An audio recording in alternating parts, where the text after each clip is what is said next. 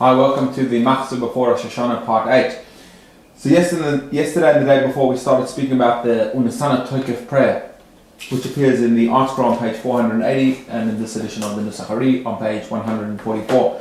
Today let's look at some of the words in the Hashana Tokef a bit closer and try to gain some insight. So in the first section, which speaks about the scene on high and this great day of judgment, the words are, it says that v'choisem, God writes and seals, counts and calculates, v'siskor kol hanishkachos, and he remembers all that was forgotten. So in the most literal sense, that means that God remembers even those things those sins and those things which we may have forgotten. But there's a beautiful saying of Rabbi Yisrael of Ruzhin, who is known as the Ruzhiner. And he said that v'siskor kol hanishkachos is actually a positive thing, that God remembers those things which are forgotten. Because very often we're quite critical with ourselves, and we tend to forget a lot of the small good things that we've done.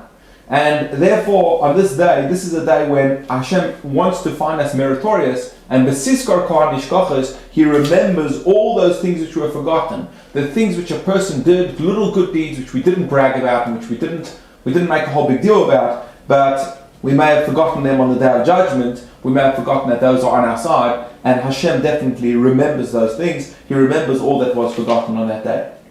Carrying on, it says that He opens up the book of Chronicles and it will read itself, and everyone's signature is in it, and the great shofar will be sounded, which is not talking about the blowing of the shofar, it's talking about the entrance of God into the courtroom, and a still thin sound will be heard. The kol demomo dakwa yishama. What does this mean that there's a still thin sound which will be heard, and that really denotes that the judge himself, God, has entered. Some explain that what this refers to is the neshama.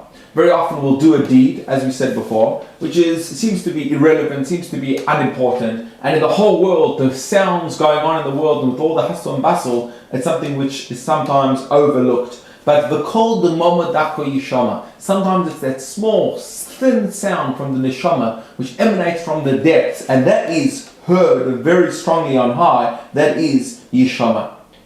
Carrying on to the last piece, we say kivakoras roye edroi.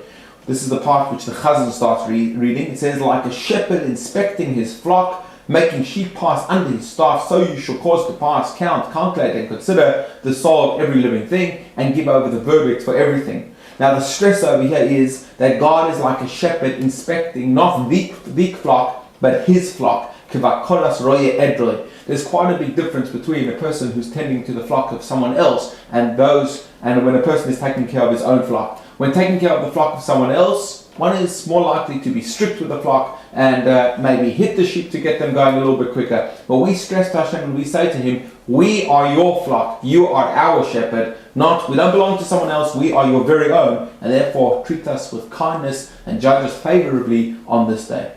Have a wonderful day, and tomorrow we'll continue with part 9 of the Machzor before Rosh Hashana.